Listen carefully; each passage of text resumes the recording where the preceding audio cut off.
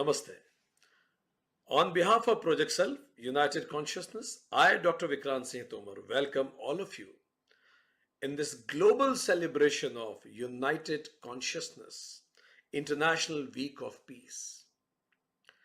UNESCO in its constitution writes that war begins in the mind of the man. And that's why even the constructs and defenses of peace also needs to be built in the mind of the man. Peace is our birthright. Three kinds of peace. My peace with myself. Peace within me. Second, peace with the people around me. And third, peace on the planet and the world in general.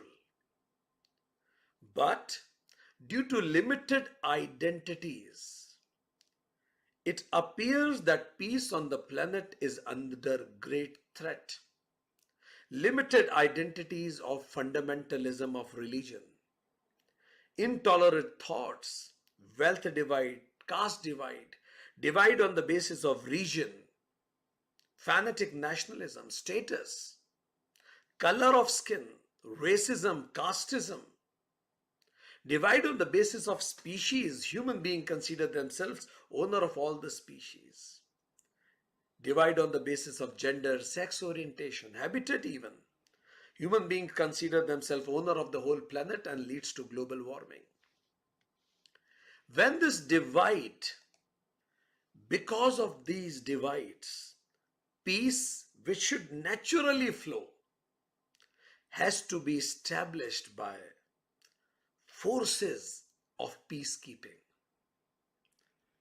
And that's why 25 years ago in the United Nations General Assembly, we all as a planet adopted a resolution for culture of peace. And today, we are also celebrating 76th year of Declaration of Human Rights for the people on the planet, where dignity, equality and justice is upholded. But it seems that we didn't improve our progress enough in that. We are seriously off track on Agenda 2030 we set for ourselves. 1 in 8 people globally is still suffering from mental disorder. Suicide is being the second leading cause of death among youth today.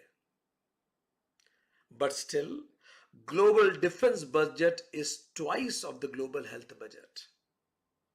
International disarmament expenditure is only 0.039% of the annual military expenditure in 2013. So United Nations alone can't do it.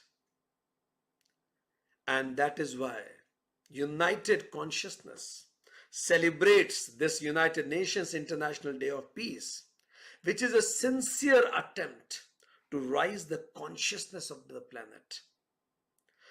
Which could not be achieved by the stroke of pen or by the forces or by the resolutions can be achieved by the resolution of mankind, by rising consciousness of all. It is rising consciousness that before taking any action, I will ask 3 questions from myself. Question number 1, whether by this action will lead to uphold and sustain peace within me. Second, whether this action which I am taking will improve or sustain my peace with the people around. And third, whether the action I am taking will uphold or sustain the peace on the planet. Because peace is not only absence of conflict. At individual level, peace is the presence of the feeling of joy, serenity, dignity, hope, freedom in me. With other people, peace stands for joyful interpersonal relationship, based on love and equality, where I can see me in you, you in me, and us in all. Peace on the planet is also celebrating oneness and this diversity beyond limited divides. So every action which we take should end with disseminating more peace on the planet. In Sanskrit, peace is called Shanti. So peace within myself, peace with others, and peace in the world also. United Consciousness International Week of Peace celebration is one of the world's biggest celebration of United Nations International Day of Peace. The celebration begins on 14th of September, and this celebration will continue till 22nd of September with a hope that even if this event is over, the celebration of peace and happiness will continue resonating in everybody's life on the planet. In this program, life coaches, spiritual masters, academicians, public representatives, public servants, scientists, artists, bureaucrats, and all statesmen of repute are coming from different parts of the world, from all 6 continents of the world, because we stand together for a peaceful world.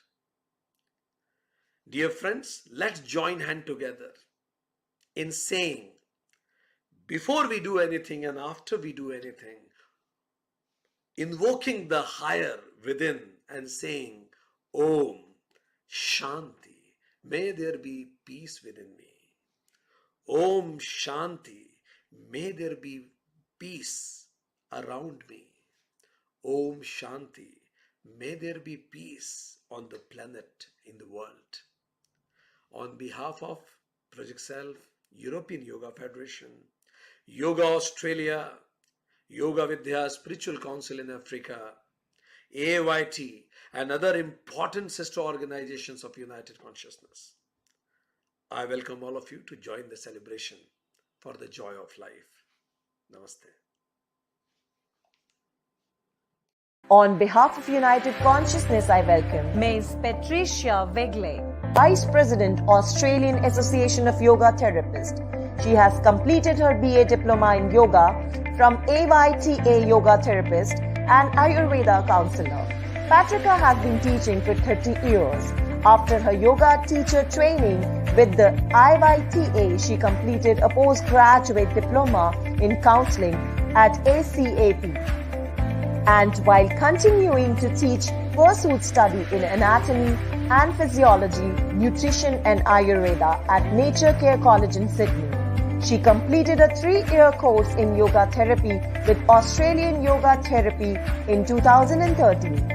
She has been involved with the AAYT committee for the last 4 years and is past president of the AAYTA. Her teaching is centered on yoga therapy and practices from Ayurveda to create balance and promote well-being. So ladies and gentlemen, please put your hands together to welcome Ms. Patricia Wegley. Thank you for that lovely introduction, Dr. Most Vikram. welcome, Patricia ji. Over to you. Lovely to see you. So it's an honor to be here today. Thank you for inviting us, myself and the AAYT, to be here and to give a program today. First, I'd like to begin with a mantra, starting with just acknowledging our teachers and the knowledge we have received from them, and invoking peace and harmony amongst us today. So just sitting quietly. Sahana vavatu, sahanao bhunatu, sahaviryam karavavahai, tejasvina vadhitamastu, ma vidvishavahai. Om Shanti Shanti Shanti.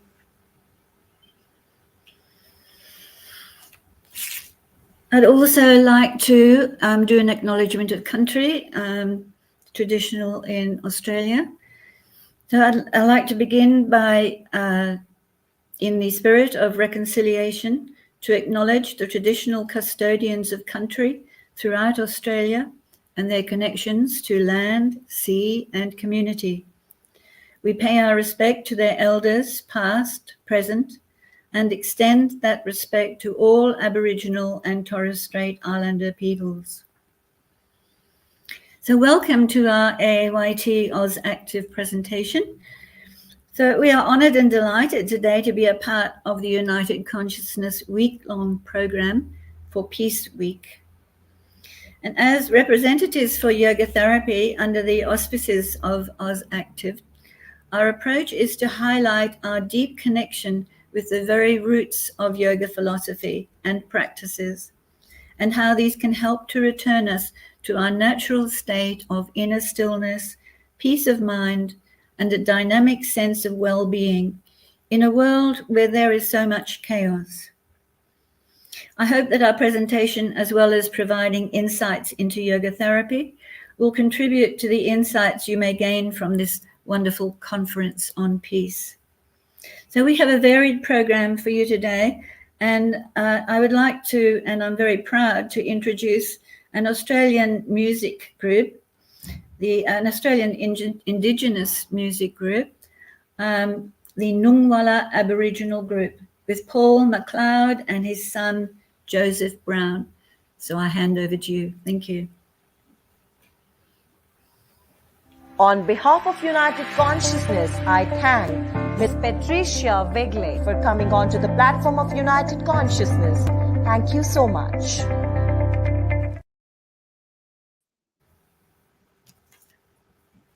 Patricia, thank you very much. And I believe that the Nungwala group are ready to go. That's and wonderful. I would also like to acknowledge custodians past and present and thank Dr. Vikram for his wonderful speech. Paul and Joseph, welcome. Hello. Walawani, Ninjawa, Mujbariga, Tunkel, and Darban Jimpa.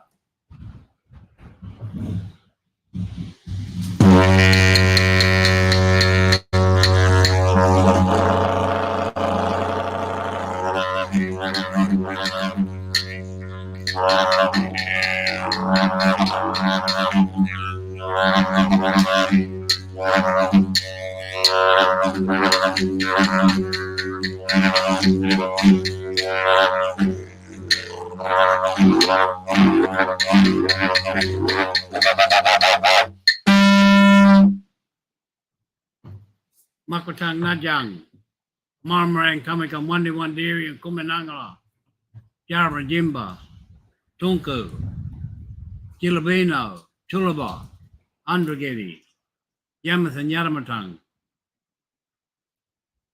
Makotang Najang, Makotang Najang, Makotang Najang. Yela Maranyale, Minama Junga Moriawa. Yela Maranyale, Minama Junga Gadu Garinja. Oh,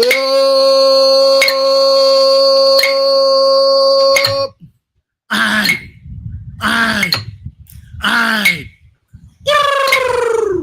Yela Maranyale,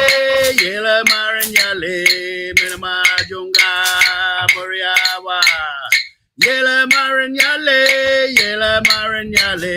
Minama Junga Gadu Garinja. Oh, I.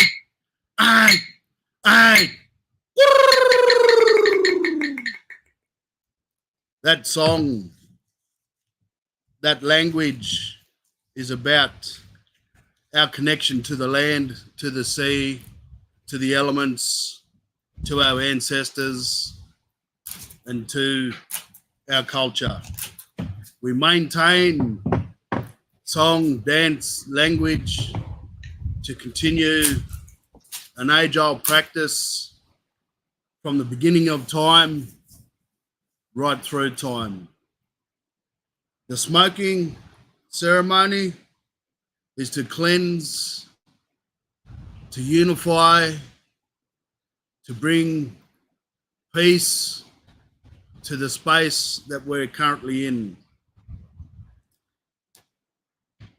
The language I sung in was of the Durga and Dharawal language speaking groups on the southern east coast of Australia, which stems from La Perouse to the Victorian border in the Yuin country, Yuin nation.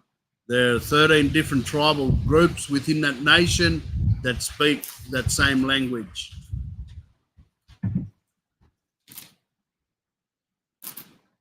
I'll pass over to Jarvan Jimpa to finish off with his blessing. Thank you, Tunku. Tunku in our language means eldest son. And I just want to say, Vikram and Katrina, lovely to see you. And we are blessed to be a part of world consciousness of peace. The smoking that my boy talked about is that it takes out all the dead language, all the negativity, goes back into the tree that breastfeeds oxygen to every living thing through the mother, our land, and turns it into purified language, dance, music, who we are. We come from the land, there we shall return. No one owns it. You belong to the land, your mother. I am very honoured to sit beside my son and my friends who I work with that help us get to where we're going. And when my son and I spoke in India, we were so blessed to be there, to be a part of that gathering as well. We will finish with a song, and my son will start it off. And then once again, blessings through language, through the land of the belonging of who we all are.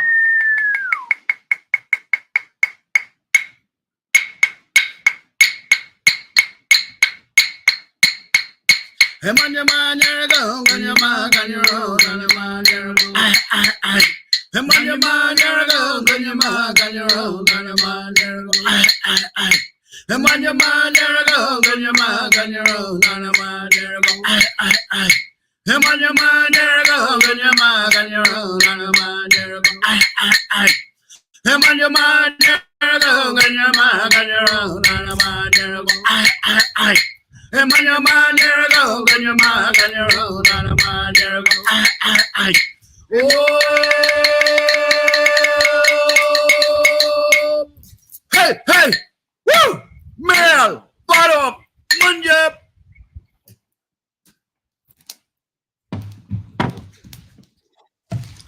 So happy to see you, my friend Jarvan Jimpaji. Thank you very much. Many thanks. Yo! We're very Paul and Joe to have you, and that was an absolutely wonderful tribute to the spirit. Thank you. We'll now pass on to Mr. Shyamji.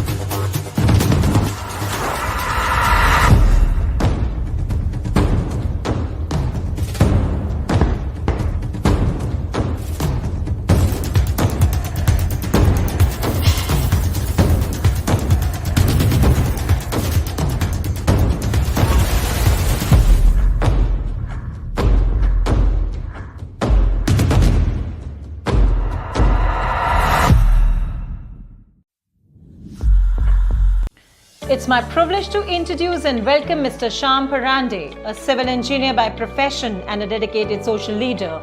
He has committed his life to serving the needy inspired by Swami Vivekananda's call.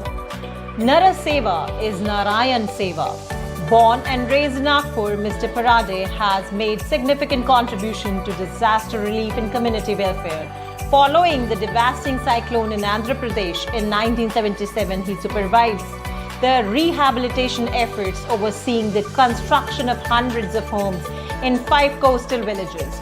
His dedication extended over 17 years, during which he was actively involved in Seva Bharati's service project and across the region.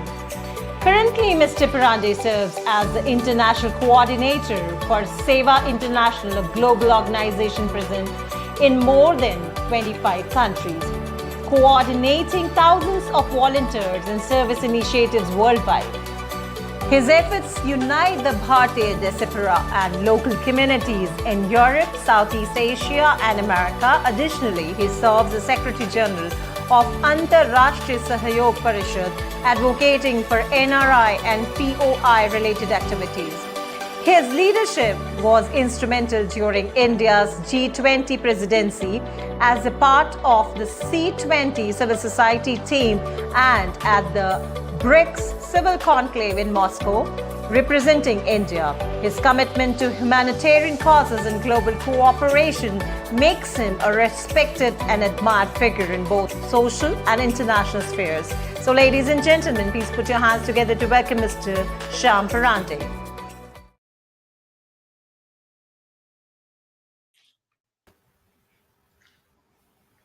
Most welcome, respected Shyamji. I just wanted to tell Karinji and Patricia ji that Shyamji is one of the very big names in field of seva and service towards the mankind and indigenous community in India and in many countries. Welcome. Yes, welcome, Mr. We look Parande. forward to your talk, Mr. Shyam. Thank you very much, Dr. Vikramji, Karinji, Patricia ji, and I feel privileged to be on this platform of United Consciousness International, talking about Seva. Seva is a divine gift to the humankind, because we all wish to enjoy life, enjoy peace, and this cannot happen without understanding the divinity within and divinity that encompasses the whole creation. Swami Vivekananda used to say, this is an idiom from Vedas, Rig Veda, where the Rishi says, Atmano mokshartham jagat hitayacha. For attaining the ultimate truth, and that through the welfare of the world, serving the world. So from self-centricity to social conscious being, a being who is a yogi and not a bhogi. Bhogi is a self-centric consumer who doesn't know the limits, and yogi, of course, you all understand, who thinks of the world and then serves the world selflessly. Seva stands for selfless service, and this is the one word that influences those who understand the content of the word. In Swami Vivekananda's words, he used to tell social reconstruction with the ideals of Tyaga. Tyaga is sacrifice, and Seva. The most important purpose of living for the youth.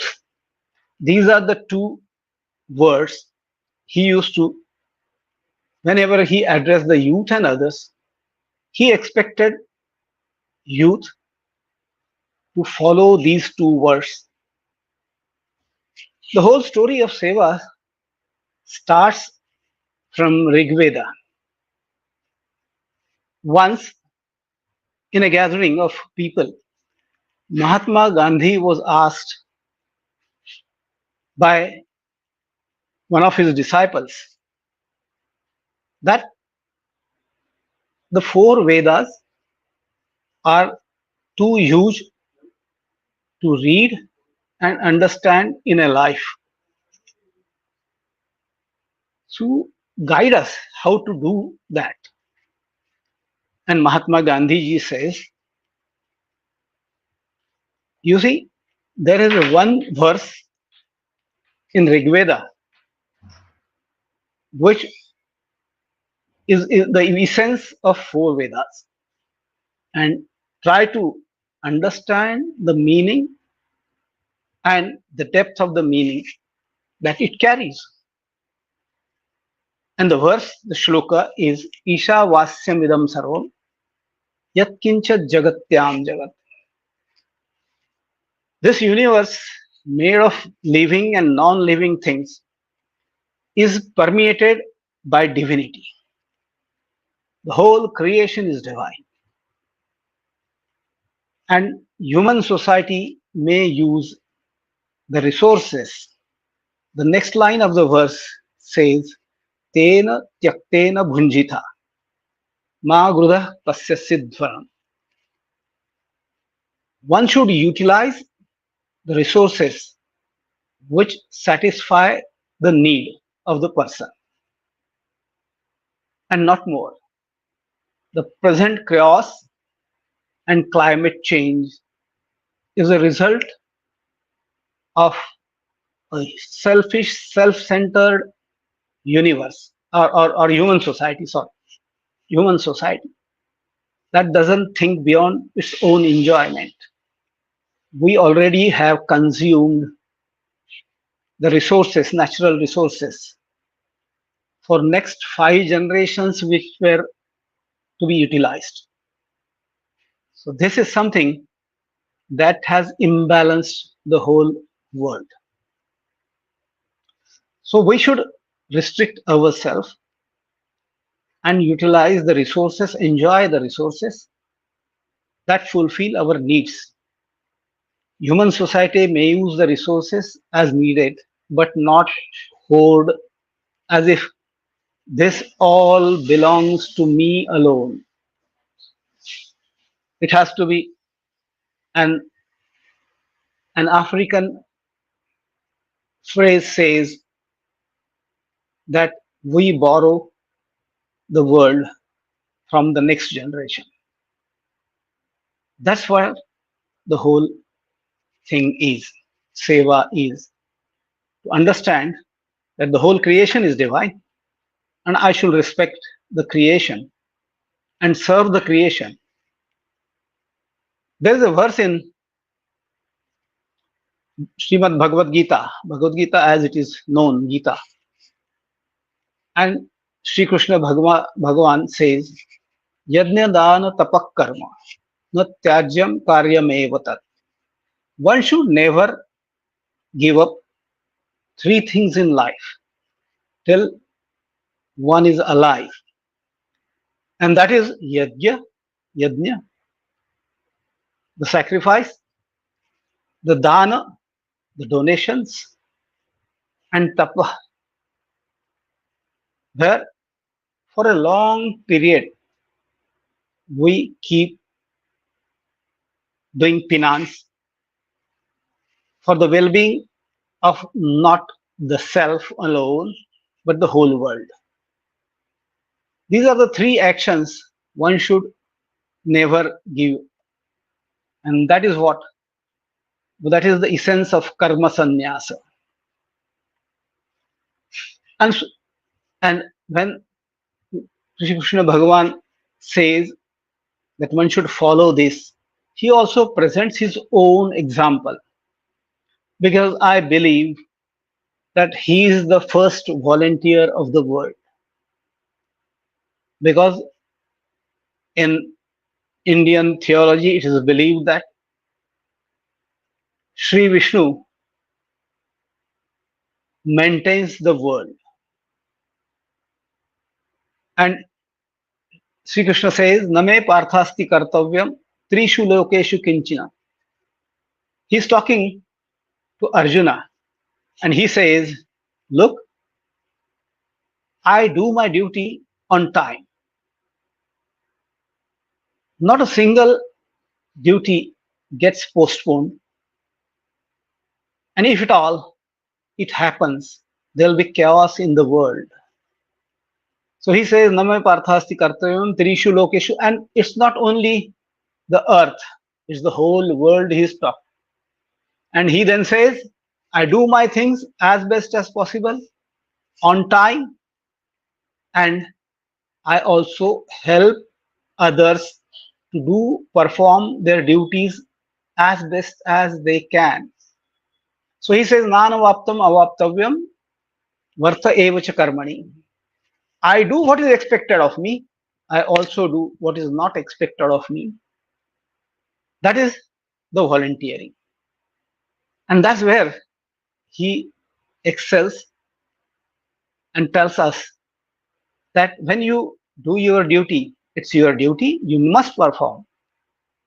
But when you do your duty as best as you can, put your intellect behind that, put your skills behind that, put your all powers behind with that, the performance, and it will become a contribution.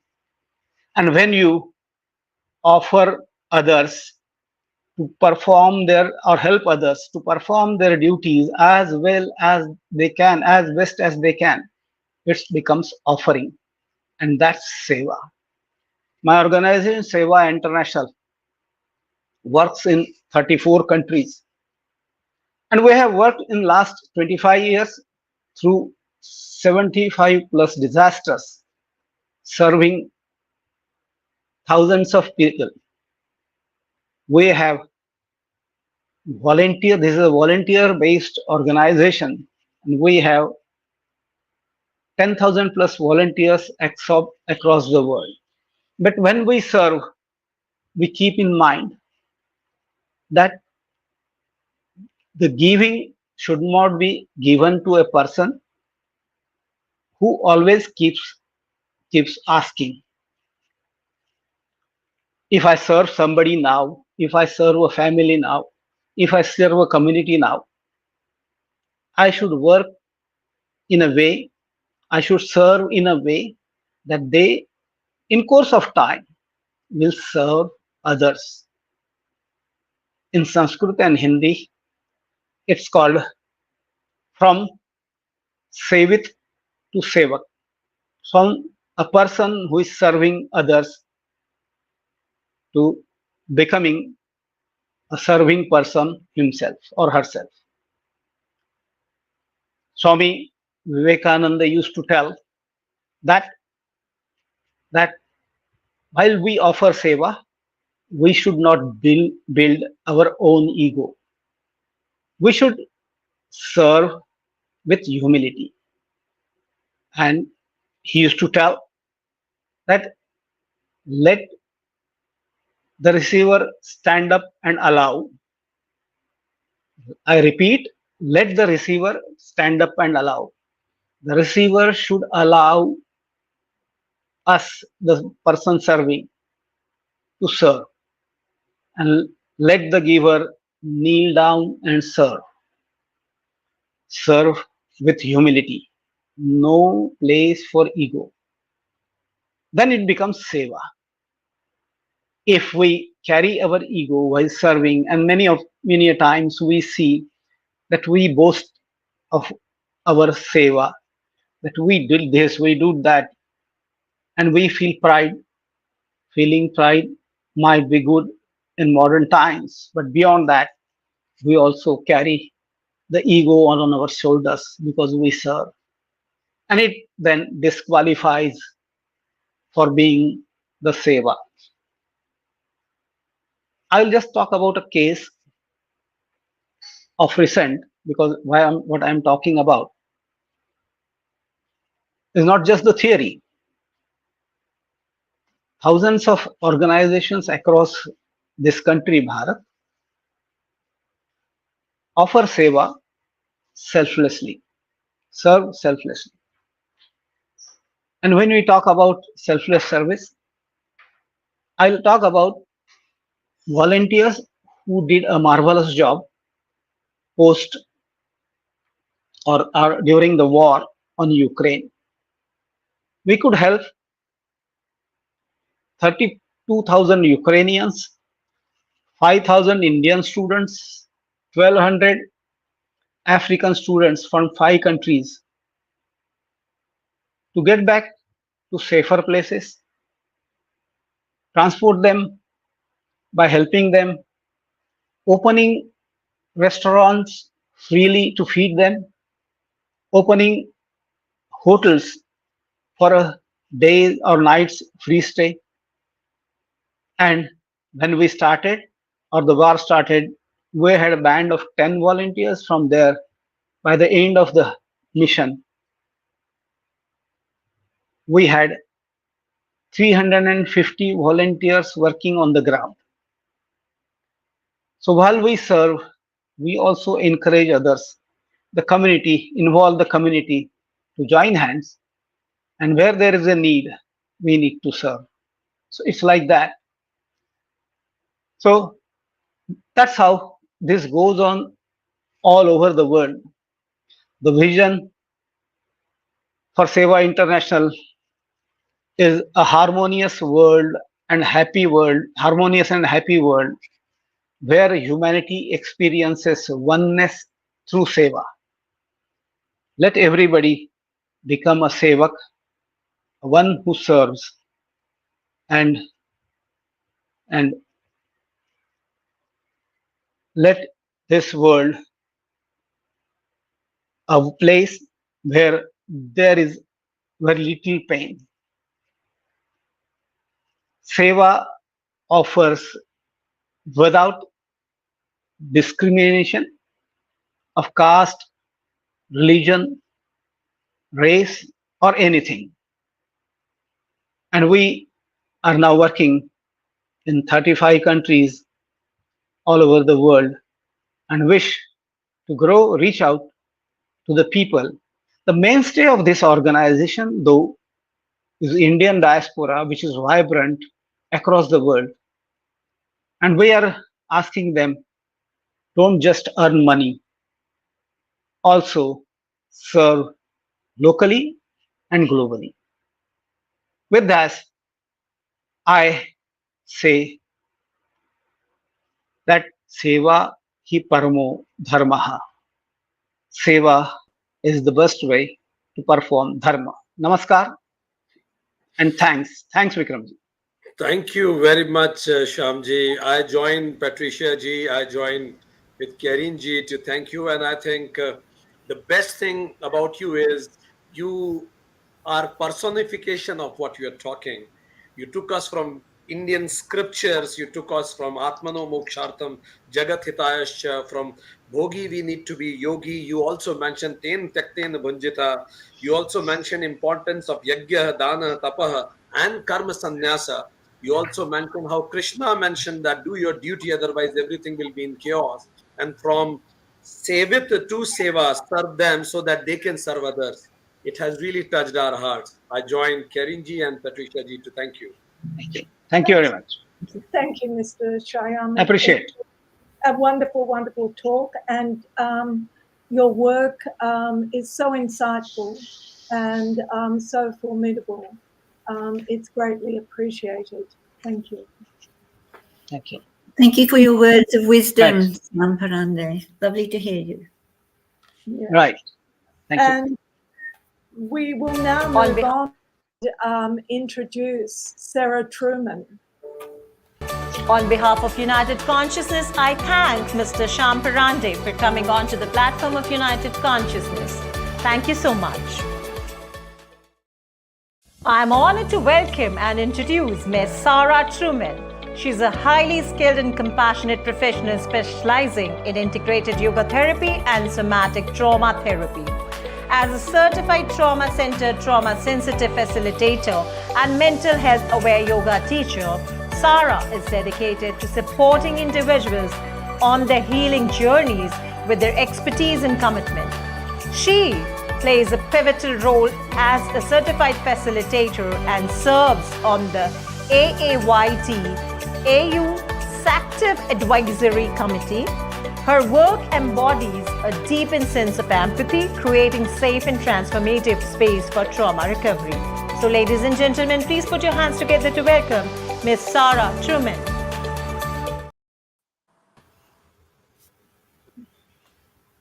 Welcome, Sarah. Hello. Hi. You're speaking to us today about mental health and reducing anxiety and depression. We look forward to your talk. Thank you. Thank you. I really appreciate it. Just checking to see if the slides are able to go up at all, if that's possible. Amazing. Thank you so much. And we can move straight on to the second slide to get started. Okay, so again, thank you for having me here today. Today I'm going to be here talking to you about yoga therapy and reducing depression and anxiety. I recently came across a few statistics that were really quite staggering. It was saying that 4% of the global population has some sort of anxiety disorder, which equates to around 301 million people. And that around 5% globally have depression, which is around 280 million people. So we know that anxiety and depression is something that is quite prevalent across the globe. The next slide, please. So I wanted to start today talking about and defining what is anxiety and depression.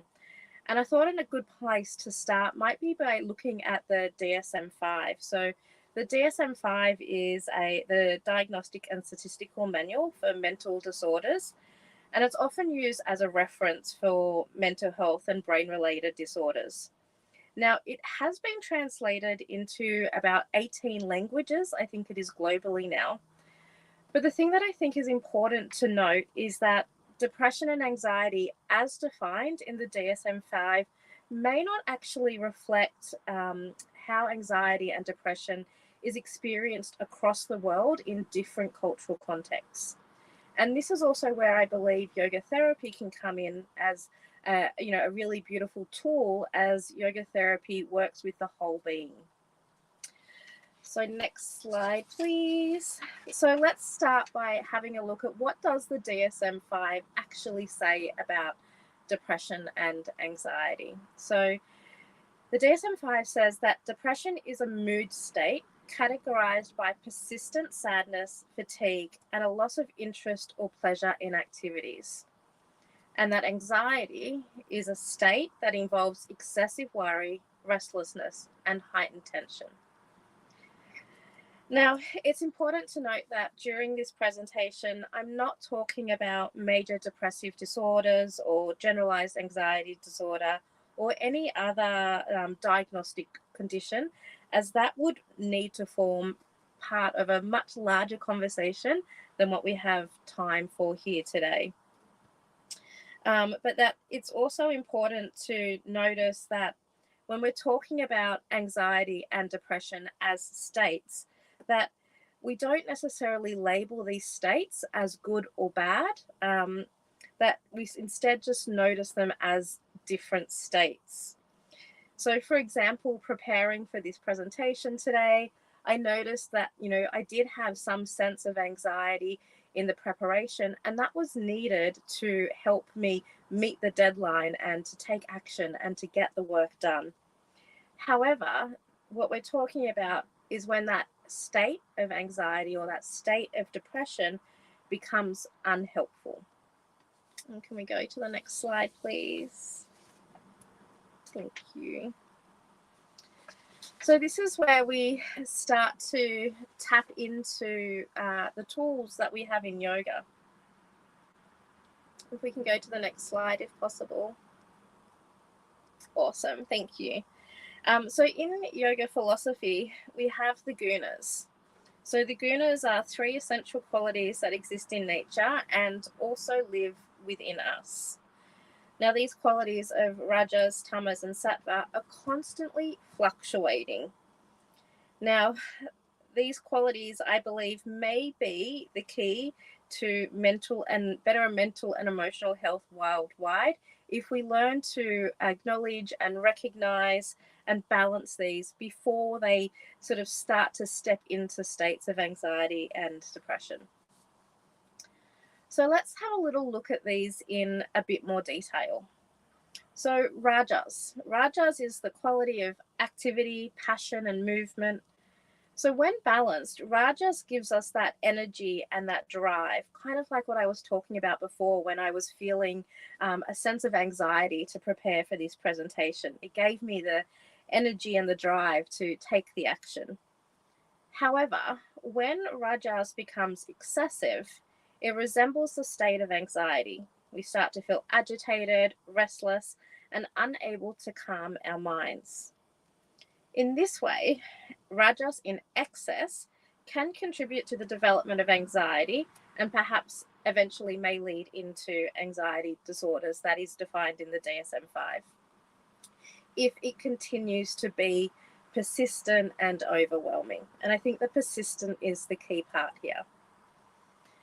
So for me, sometimes when I'm experiencing rajas personally, I often think to the Gita, where the Gita talks about the 100 cousins on the battlefield, which can represent the 100 thoughts constantly racing around in my mind, pulling me in different directions. And I think this is a really beautiful visual way of explaining to people what the feeling of anxiety is inside of our bodies. And again, this is one of the gifts that yoga gives us, is these beautiful, beautiful tools that we can bring in to help people understand what it is that they're feeling. So tamas. So tamas, on the other hand, is the quality of inertia, darkness, and stillness. Now, while tamas is necessary for rest and to help us get that downtime and to sleep, too much tamas can lead to lethargy, heaviness, and a real sense of stagnation. And this can mirror the experience of depression. Now, depression is often experienced as a lack of motivation, low energy, and a complete disinterest in life. So when tamas dominates, it can resemble persistent sadness, fatigue, which is like what is described in the DSM-5, that state of depression. So when we're talking about tamas, tapping back into that, gift of yoga and yoga philosophy and the Gita, when it talks about how if we can focus on the 5 positive thoughts, think about 5 positive good things and really focus on those, that these positive thoughts can grow stronger and can help uplift us out of tamas towards balance and overcome the 1,000 racing thoughts that we get when we're in that anxiety space, which ultimately then brings us to looking at sattva. So if we're able to reduce tamas and reduce rajas, we start to journey towards sattva. Now, sattva is that quality of clarity and peace and harmony. It represents balance. And when we're in a sattvic state, we experience mental clarity and emotional equilibrium. And ultimately, it helps us journey home to our true nature. And we get that sense of inner peace. And can we go to the next slide, please? So then, how can yoga therapy help? How can this sort of help reduce anxiety and depression around the globe and, bring us back to that sense of inner peace? So one of the things that I think that makes yoga therapy so valuable is its non-prescriptive approach. Yoga therapy offers us a wide range of tools to explore, and we tailor them to individual needs so that each of us can find what is best for us, and we're able to bring ourselves back to that inherent state of peace. For instance, if someone was feeling the effects of excess tamas, we might explore different asanas or breathwork or mindfulness techniques that can help them move from tamas in the direction of sattva. And this might involve finding tools that gently increase activity levels, stimulate intrinsic motivation to move, and encourage creativity. On the other hand, if someone is experiencing excess rajas, we might want to focus on investigating practices that help calm the nervous system, slow down mental activity, and bring the individual back to a more groundful and peaceful state. And the thing I think that is so valuable about yoga therapy is, like I said, it's not prescriptive. It's this co-collaborative approach where we're really working with the individual. So one of the ways that I find really great about yoga therapy is when we're working with individuals is bringing in the concept of the koshas. If we could go to the next slide, please, that would be great. I don't want to spend too much time sort of going over this, but I think this is one of the beautiful things that when we're working with people, this is the gift of yoga and yoga therapy, is that people can start where it meets them. So if somebody was feeling, a sense of anxiety, we could work with the individual to find where do they want to begin. Do they want to begin working with the physical body, maybe doing some physical postures, or perhaps they want to work more on the mind and, want to bring in some tools like some mantras or some meditation practices. And the same with depression. It really gets to meet the individual where they're at. If we can go to the next slide, please. So at its core, yoga therapy is about returning us to our natural state of sattva. That is our true state, our true nature of clarity, peace, and balance. Yoga gets to teach us and reminds us that we are born sattvic. And through using the tools of yoga that suit us as individuals, that we're gradually able to return to a peaceful state that is our birthright. If we can go to the final slide, please. Thank you. So yoga therapy offers a compassionate, non-prescriptive approach to mental health. It brings the frameworks of the DSM-5 with the timeless wisdom of yoga. By using the gunas, the doshas, the transformative tools and messages from the Gita, I really do believe that yoga can help people reduce anxiety and depression and reduce things before it becomes to that stage of becoming a diagnostic criteria and a disorder. So I really believe that as we heal ourselves, and when we focus on ourselves, and when we come home to our true nature, that our inner peace is not just a personal experience. It radiates outward to the world, impacting our families, communities, and ultimately the world at large. And that when we heal ourselves, that we contribute to healing the world. And thank you.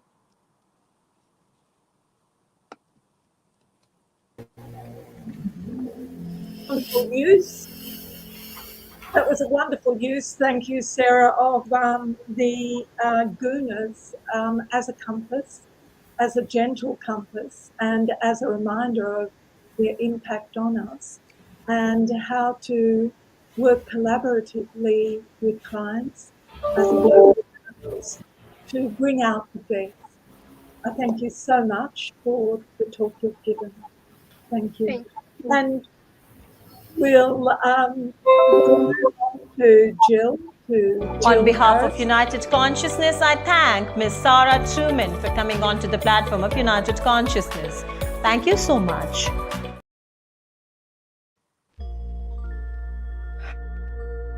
I am very delighted to introduce Ms. Jill Harris, who is a passionate and experienced yoga teacher and therapist.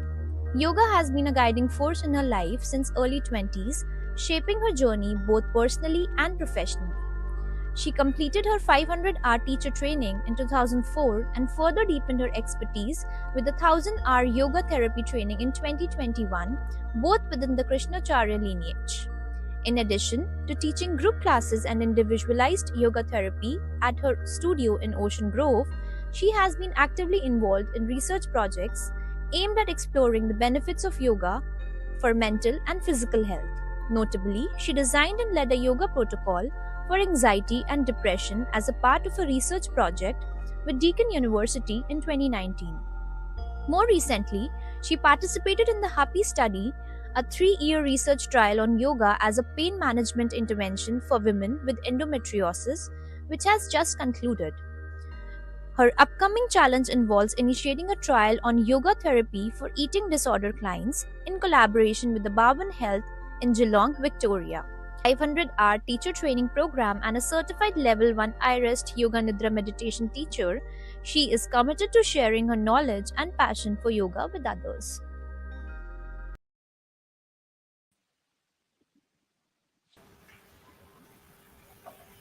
Welcome, Jill. Hello, thank you for having me. Wonderful to have you. Yeah. Please share with us your wisdom, which is addressing the benefits of yoga therapy for chronic pain management. Thank you. Thank you. Hi, everybody. Thank you. There's the first slide. If we can move on to the next one, that would be great. So I just wanted to acknowledge the teachings of the Krishnamacharya lineage, which is my background in yoga and yoga therapy, and the angle from which I'm speaking from today in terms of what I'm talking about with pain management and chronic pain. Next slide, please. So pain is quite a subjective experience, as we all know, and it's very multi-layered, just as we are quite multi-layered as humans. And chronic pain can be something that is quite all-encompassing because it starts as a state of internal conflict within us, but quite quickly can resonate to having an external effect. I think Sarah mentioned this previously, that when we experience something within us, we tend to take that then out into the world as well. So when there's pain present, it can start to debilitate our normal functioning, but then it can start to impact our experience with the people around us and the world around us too. So our responses are often driven by discomfort, which is obviously going to have a bigger impact with how we step out into the world. So this dukkha or suffering that yoga talks about, and which is a natural part of life in some respects, starts to become all-pervading when chronic pain is present. And it's the lens through which we start to view the world. So in the Yoga Sutras of Patanjali, there's a sutra which is sort of the, ideology of yoga therapy. This is the Hayam Dukkam Anagatam, which basically translates as future suffering should be avoided. So pain that is yet to come should be avoided. And this is the goal of yoga therapy in some ways, is to avoid what might be coming. But at the same time, when we have something present already, we're also working with alleviating what is present in terms of pain. So that this is the path of yoga therapy as it seeks to address current needs, as well as perhaps preventing future problems that may arise for us. And so the goal in many ways is to bring about this inner clarity or this focus for us so that we can start to see what we need to do in order to avoid suffering. And when I've worked with people with pain, I find that this is something that once they understand, it becomes quite a revelation, this ability to have a moment of clarity to see what they may need to do differently in order to shift what they're experiencing. So how does yoga therapy view the management of chronic pain and in the process seek to create harmony for us rather than conflict? If we could go to the next slide, please. And just like Sarah, I'm touching on the Panchamaya model here because this is really intrinsic to how we work with chronic pain. And this, as most of us would know in yoga, is the 5 layers of the human system. And an understanding of how these layers sort of impact each other is going to be really helpful in addressing chronic pain. So the layers are all labelled separately for understanding purposes, but in fact, they're all very deeply integrated in the way they interact and inform each other. And this is the starting point for working with pain in yoga therapy as we look at the person through the lens of these layers. So we've got the body, which is anam, and this refers to the layer that's supported by food. So our tissue, our muscles, our bones, our organs. We feed the body through this layer to achieve its function. And then we have the pranamaya layer, which is the layer supported by the breath. And this encompasses our prana, our life force, our capacity, and our energy on a day-to-day basis. Then the mind, manamaya, which is referring to cognitive function. And this is where we will start to receive and process information from the world. And these three are the three layers that we can really start to affect in yoga therapy. But beyond this, it's harder to affect the other layers, which I'm yet to talk about briefly.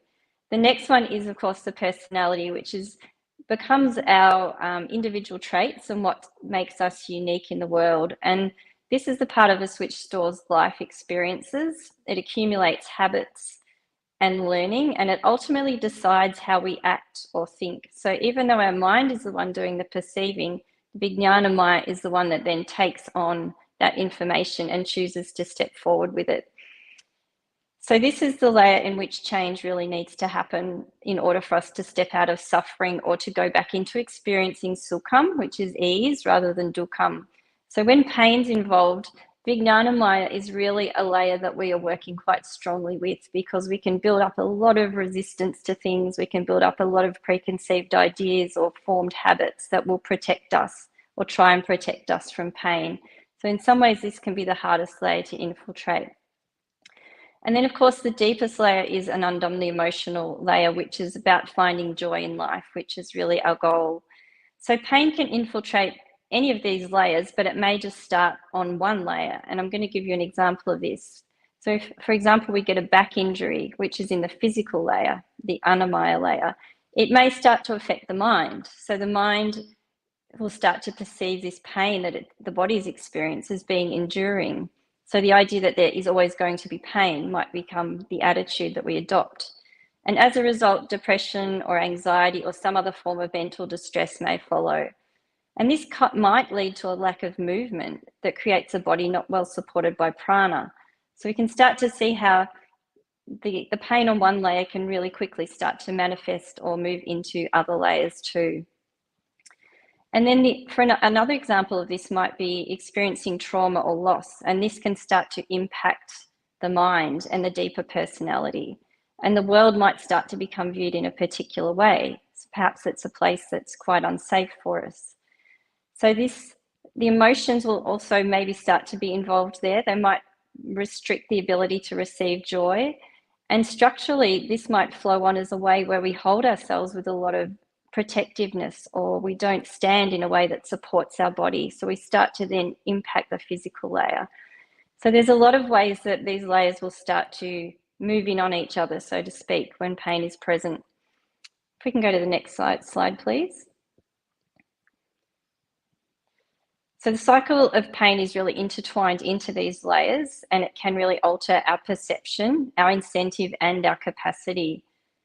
But the good news is that bringing change into just one of these layers in a positive way can start to affect the others too. So yoga therapy can offer tools to break the pain cycle by allowing us to have a glimpse beyond the pain.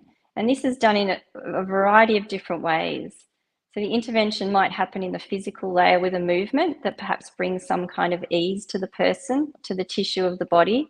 And this allows the brain to start to move away from the intense focus that it might be holding with that particular area, and open up space for realization that, oh, this can help, or I can do something for myself. And this in turn might set into motion a whole chain of events that shifts the relationship with pain over time. Of course, when there's pain, we're going to begin to change the nervous system response to things. So if the pain is increased, we start to view that as a continual threat as well. So in yoga therapy, we're really trying to find the tools to create the capacity to change our relationship with pain. And this, again, can affect one layer only, but it might flow through to others. If we could go to the next slide, please. So Sukham is the goal really here, ease. Sthira Sukham is one of the main sutras of the Yoga Sutras, and it does refer to the physical body primarily, but we can think about this in a pain context as well, is that we're always trying to come back to this idea of having ease in our bodies. And when the pain is chronic, it can be really challenging to find some sort of peace. So if we're unable to experience peace, the world around us and our responses will start to flow on as being quite chaotic or fearful, as I mentioned earlier. So we can have the next slide, please. And this starts to come about a little bit through this confusion. And again, this is from the Yoga Sutras, this idea that we find this dichotomy between Purusha and Prakriti, two very different things. We begin to mistake what is impermanent for what is permanent.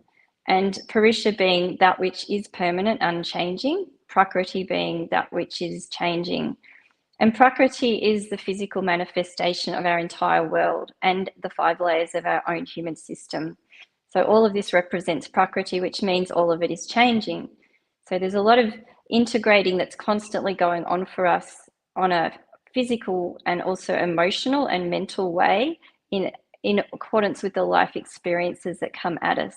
So pain is also a manifestation of Prakriti, and it has change, it moves, it's got feeling. Pain can have different feelings attached to it, and it can really occupy the mind and impact the movement of the body. It can also restrict space, and this is the one thing I find when I've worked with people with pain, is that there's a feeling of a lack of space.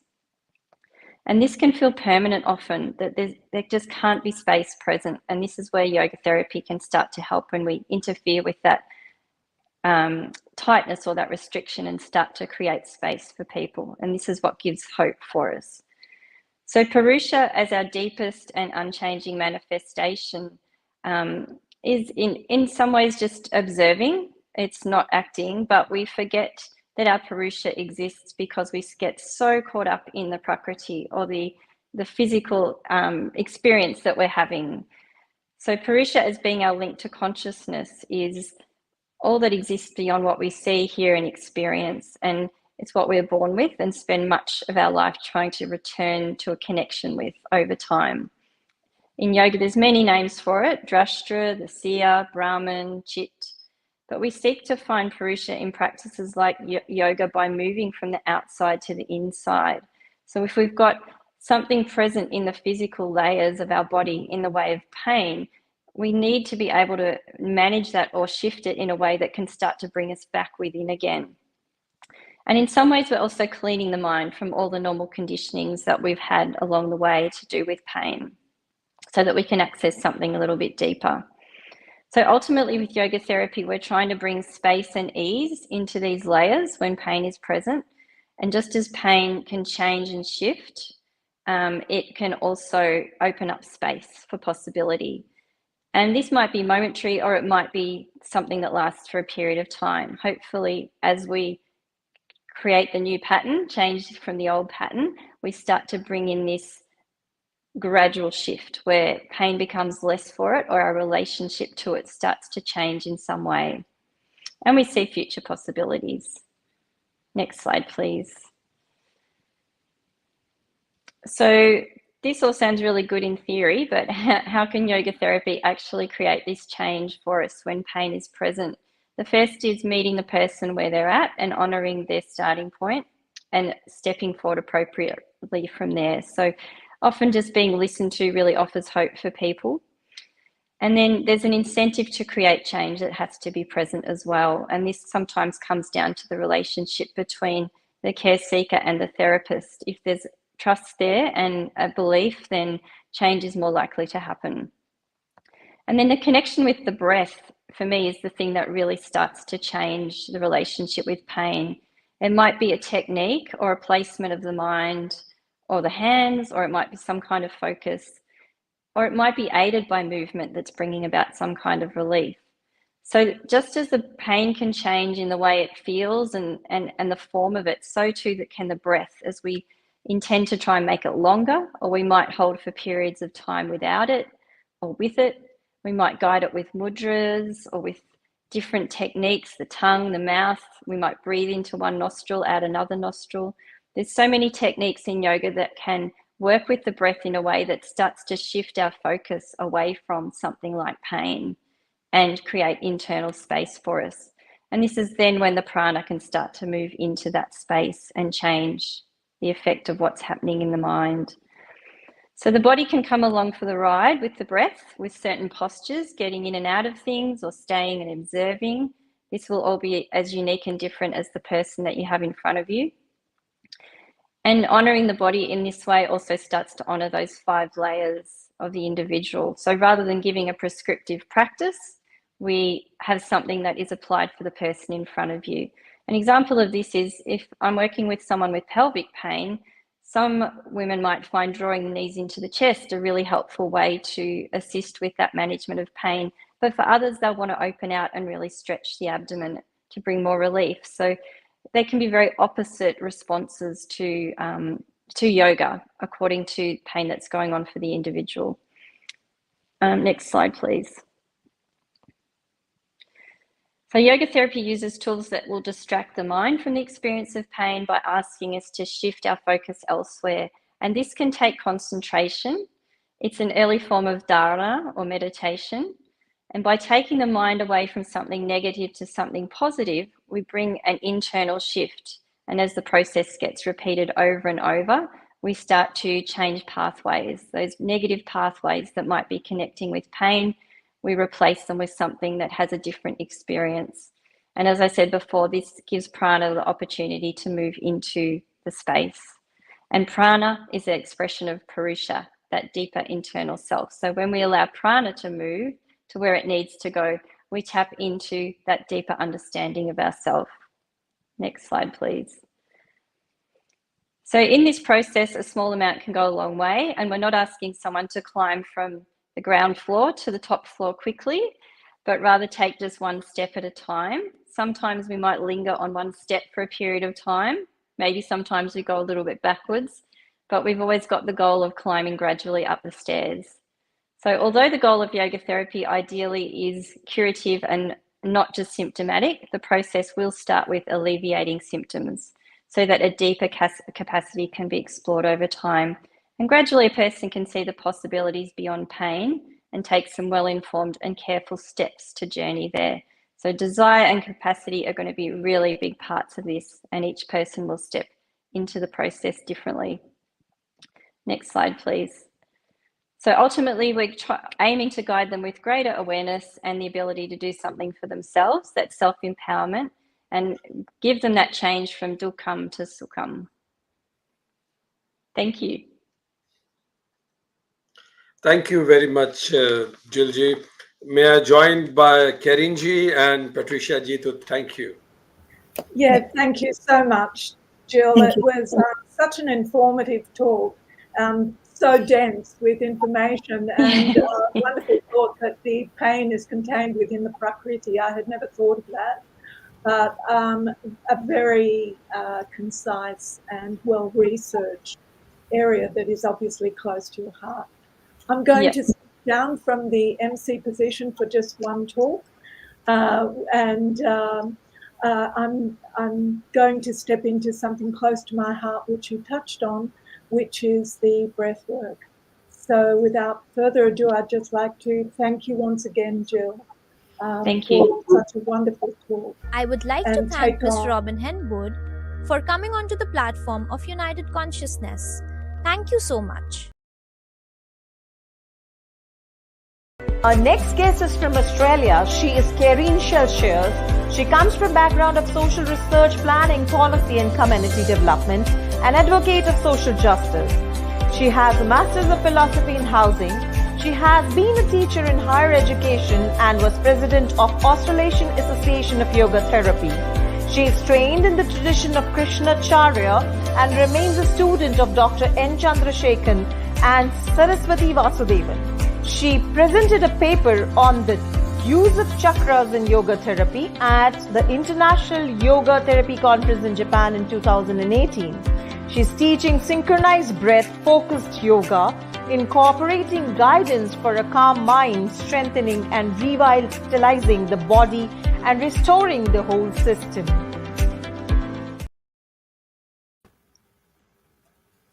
Thank you. Most welcome, Karinji. Thank you so much. And thank you. To speak on the role of breathwork and yoga therapy for stress management. Yes, I'm going to call on the slides.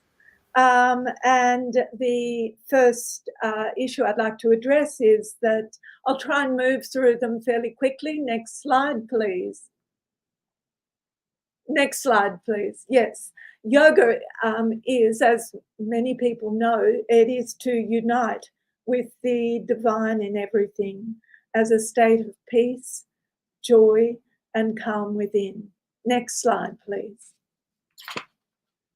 In comparison, yoga therapy is to apply the tools of yoga, especially pranayama, to heal the mind from physical and mental stress and to realign each layer of gross to subtle self with a state of peace free from suffering. Next slide, please. Next slide, please. Yoga therapy uses breath work or pranayama and other tools to work with the vital forces, the vayus, to eliminate from the mind misconceptions, distortions, and disturbances, bringing the individual back to a state of wholeness and harmony with their own true nature, and using respiration to ignite the spirit or higher self. And there I'd just like to make the distinction between breath work, which can be mechanical, just like yoga can be mechanical, and pranayama.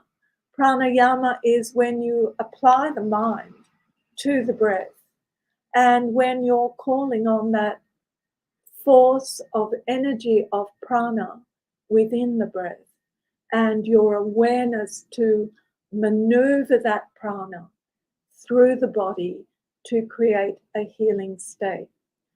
The important thing in yoga therapy is that the practice that an individual is given is practiced every day, abhyasa practice, and with detachment, and with reflection, and bringing about ongoing self-awareness. Next slide, please.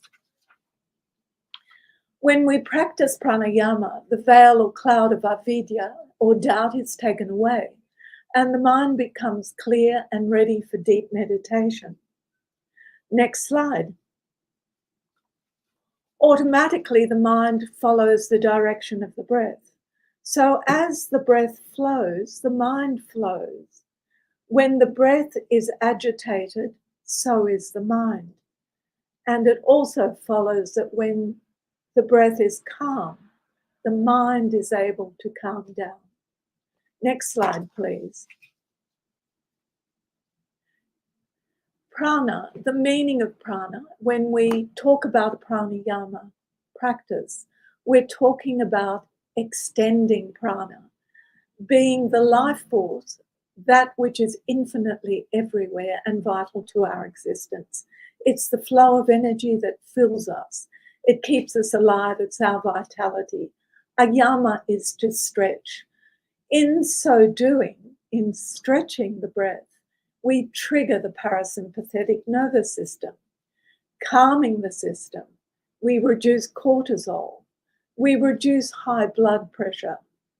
It changes the breath chemistry neurologically, and you can see a lot of the work of Sweta Adatya on neuroscience that backs that. And things like alternate nostril practice help balance both sympathetic and parasympathetic. We might also use chant to strengthen and lengthen the outward breath. Next slide, please. There are five forms of prana. The 5 winds, the udana from the upper level, throat, speech, prana at the chest, samana at the central body related to digestion, both physical, mental, and emotional, apana at the lower abdomen related to elimination, and Vijnana Vayu, corresponding to the whole distribution of energy. So as yoga therapists, we aim to maneuver those 5 winds, those 5 forms of prana, to produce healing where it's needed. Next slide, please. The 5 prana vayus carry vital energy forces through fine, subtle channels, the nadis. There are 72,000 nadis throughout the system, and pranayama helps to unblock the debris from the channels and brings the system into symmetry and harmony. Next slide, please. The quality of prana is aligned with our state of mind. When we are unwell, the quality of prana in the body is reduced, restricted. We can feel demotivated or depressed. Depleted prana may result in physical ailments or mental suffering, dukkha. When we're balanced and peaceful in a state of sukha, there is more prana within the body rather than leaking out. The purpose of practicing pranayama is to remove any obstacles and restrictions. Next slide, please. Mind influences breath, breath influences mind. Our actions can cause disturbance to the mind, which in turn expels the prana out of the body and makes us unwell. It creates dukkha. In yoga therapy, we aim to move from dukkha, suffering, to sukha, contentment, equanimity. We can reverse the process of suffering by addressing the breathing patterns and improving the functionality of all the vayus. Next slide, please. Why is prana so important? Because our quality of life or well-being actively depends on the quality of our mind and the well-functioning of the 5 vayus to carry that vitality in the form of prana. From a yoga therapy perspective, we are nothing but prana. It flows through the 72,000 nadis, of which 3 are particularly important.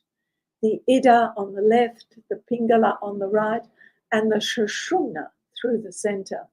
So we're balancing and clearing, and we're also able to observe imbalance within the system when it occurs.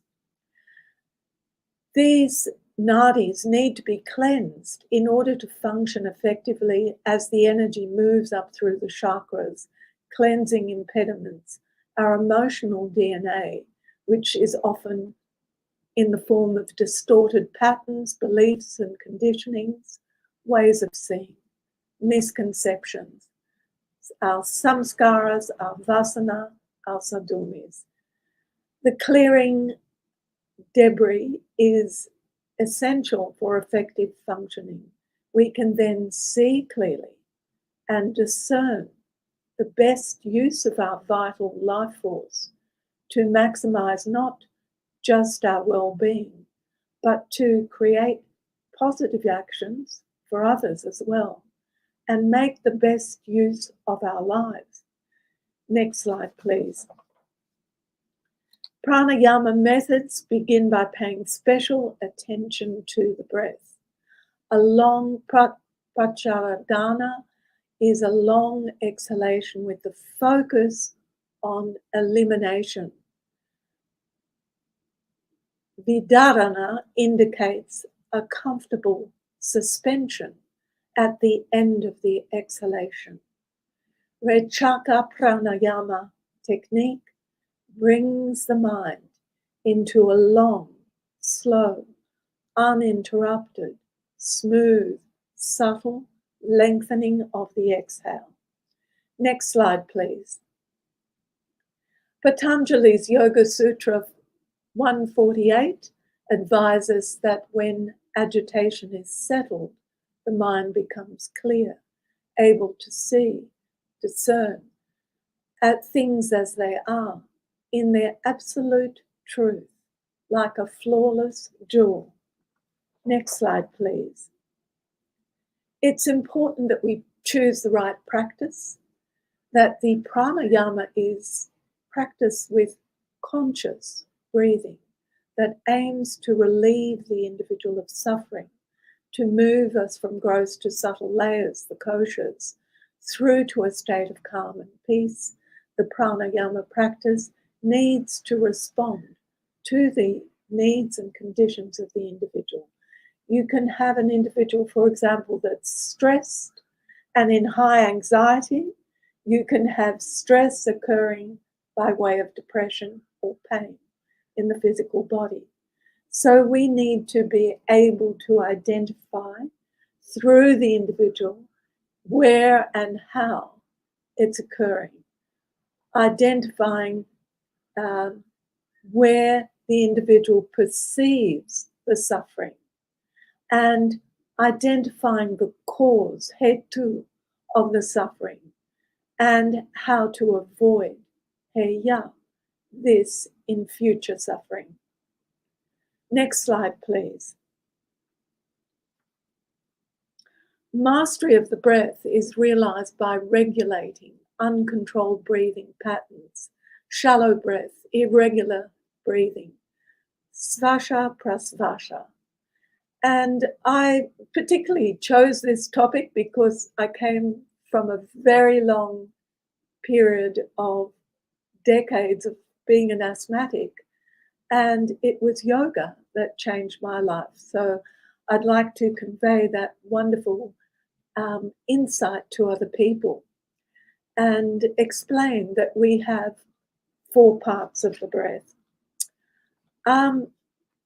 I understand that there's not much time left, but the 4 parts are the pause after inhale, pause after exhale, and the timing, the number of breaths, the subtlety of the breath. And we may also assess other things such as the pulse and the heart. Next slide, please. We can use other techniques such as mental attitude, Vedic chanting, or meditation. All of these impact on the direction of the breath. Chanting, of course, can be used to extend the breath. Next slide, please. Pranayama is the journey of the breath to the spirit, as our previous speakers have mentioned. It's the journey to a state of wholeness. Initially, we might begin by disciplining the physical body, the annamaya, with asana. Then we use pranayama at the pranamaya layer, which is the bridge to the mental layer, the manomaya. And we move to the heart's intelligence, the vijnanamaya, through to that state of bliss, calm, and peace at the anandamaya, taking us to the very essence of self in peace with the totality, surrendered to Ishvara Pranidhana. Thank you.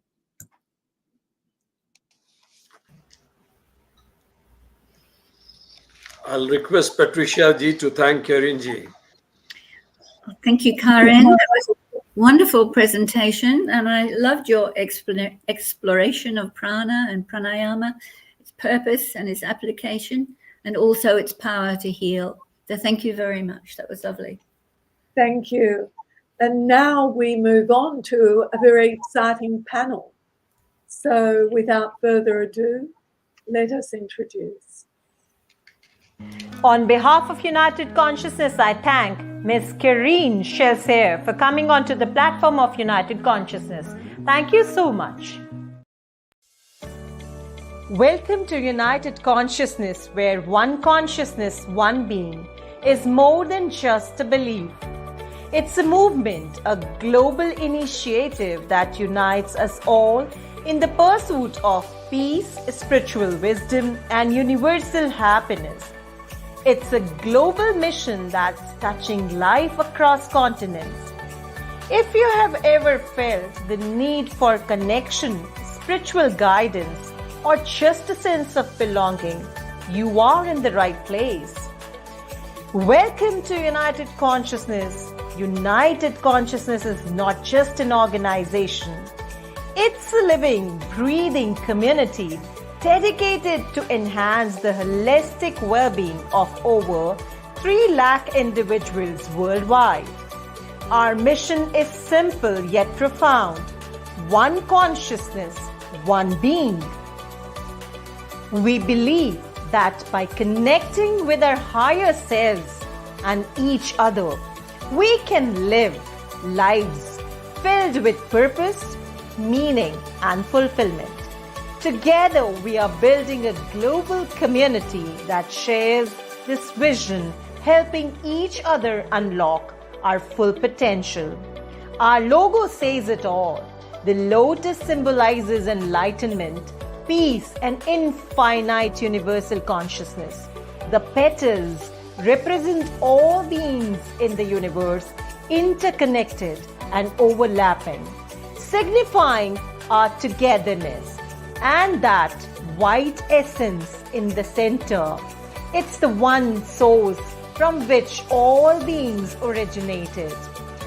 Every detail carries meaning right down to the 14 petals, which reminds us to transcend our limited identities. And speaking of transcendenting identities, our vision aligns perfectly with the global movement of Vasudhaiva Kutumbakam. The world is one family. With the presence in over 100 countries, our reach is global. We are not just spreading a message, we are creating a cohesive network of individuals and organizations working together to eliminate limited identities and promote peace and happiness across the planet. But what does joining United Consciousness means to you? It means gaining access to tools and resources that will help you build mental resilience, overcome stress, depression, and anxiety, and elevate your spiritual journey. And that's just the beginning. Our live question and answer sessions with the world-renowned speakers provide you with the opportunity to get all your life questions answered, whether you are seeking spiritual upliftment, emotional intelligence, or simply a community that stands and supports you. United Consciousness is here to help you thrive in this complex world. So why wait? Join us on this transformative journey. Let's create a world where peace and happiness are not just a distant ideals, but a tangible reality we can all experience here and now. United consciousness, one being. Together, we can make the difference.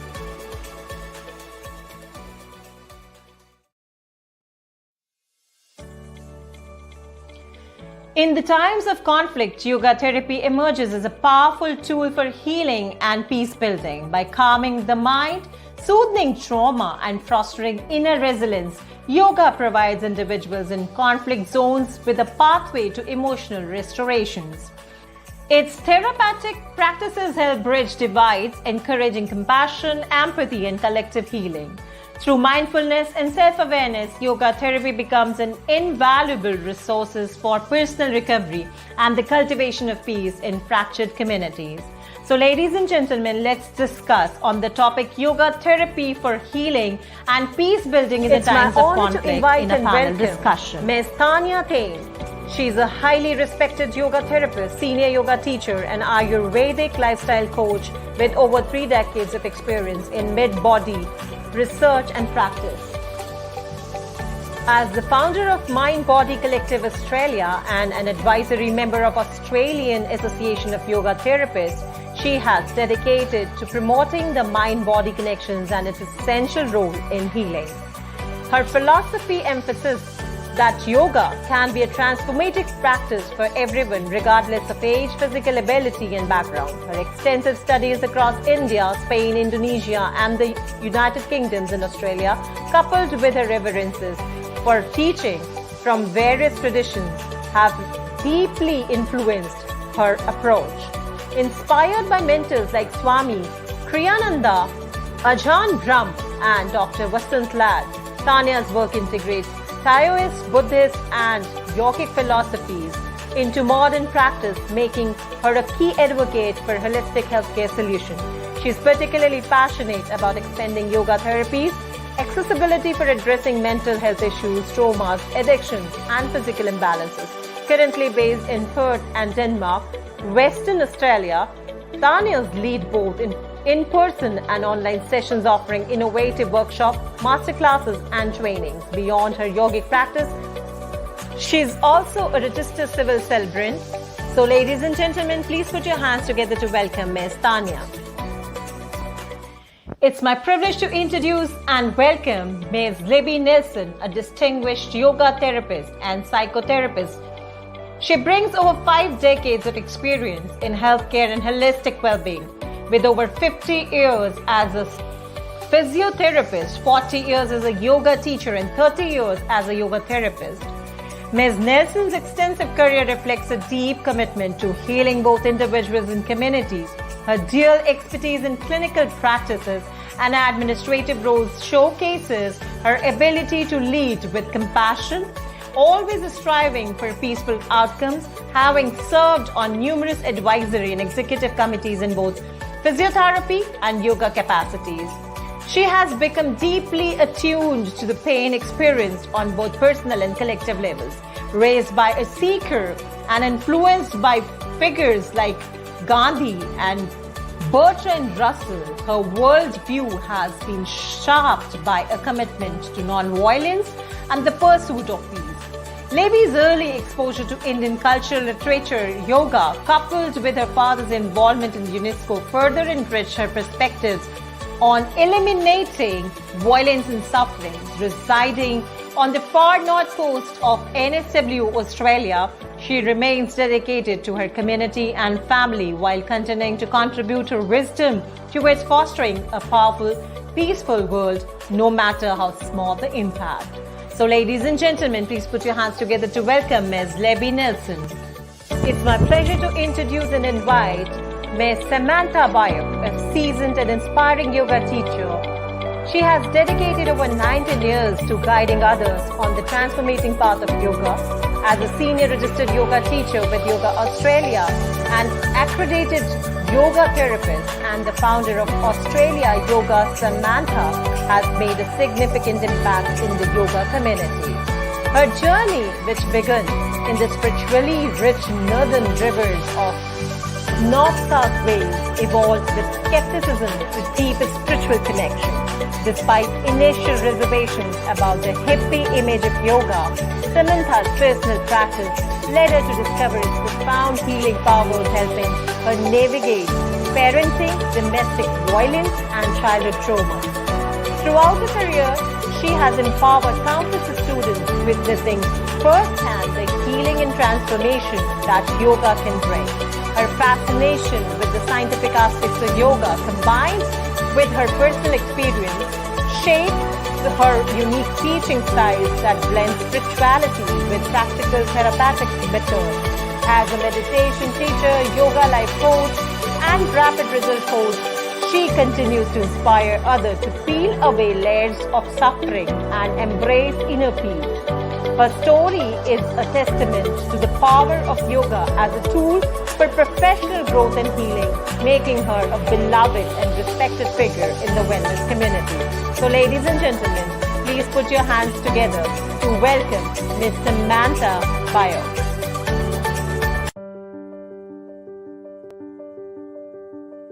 Our next speaker is a versatile personality. He is an acknowledged trainer, academician, scholar, writer, and a management consultant. He has done his doctorate in business management and master's in philosophy. He is a national merit holder in electronics-enabled training from Indian Society of Training and Development, New Delhi. He is Dr. Vikrant Singh Tomar. Dr. Tromer is a freelance trainer and served the cabinet ministers of state, MLAs, police officers, and tycoons of business world. He has authored the book Rule the World as Krishna Did. He addressed first World Spiritual Parliament Hyderabad, International Conference on Innovative Business Management as a keynote speaker, and his thoughts on impact of Indian philosophy on modern management were also appreciated at Philosophy of Management Conference, Oxford, London, International Conference on Enterprise System and Best Management Practices organized by Global Digital Business Society, USA. He is on a mission of happiness here and now. The aim and objective is universal brotherhood and happiness through harmonizing the knowledge from ancient scriptures into our lives. His message throughout has long been that you can think of happiness or even catch happiness for a while, but you can never buy happiness. Many have found themselves spiritually elevated because of his teachings on Bhagavad Gita, Vedanta, etc. So without further ado, it's my pleasure to welcome Dr. Vikram Singh Tomar.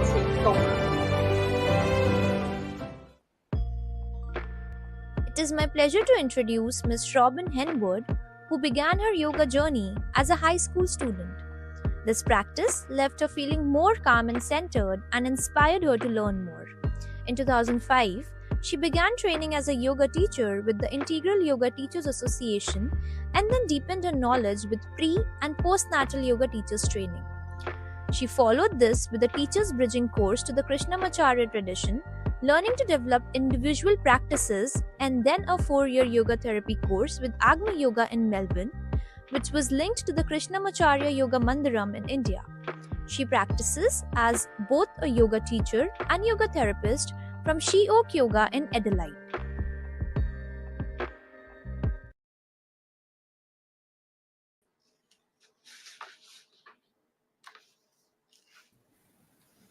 Hi. Just like to welcome everybody and make sure you've got your microphones on to start. Wow, that's been a wonderful 3 talkers that we've had already this morning. As you've heard from them, yoga therapy has an individual and non-prescriptive approach to people when they come with their issues of conflict in their personal life. There are a myriad of causes, but yoga therapy works on the principle of Yoga Sutra 216, which Jill has already touched on, Hayam Dukkam Anagatam. Suffering that has not yet occurred must be avoided. Franz Moore's commentary says this: the goal of yoga is not only to avoid sorrows by releasing ourselves from them, but also avoiding the creation of new ones. Preparation is necessary to lessen the impact of unavoidable difficulty. Through reflection, svadhyaya, we also understand the roots and meaning of the suffering. Misfortune can teach us a lot. We should anticipate, avoid the miseries we have not yet caused, and act with clarity so we don't create any additional problems. It's with this in mind that I'm going to ask the questions. Originally, I thought I only had yoga therapists, so my apologies, Dr. Vikram, if I word it like that. Some of you are practicing yoga therapists in Australia and also teach yoga classes. Could you tell the main difference in the two so that people know what to expect when they're seeing a yoga therapist in dealing with their conflict and search for peace? I'll ask Tanaya to start this off, please.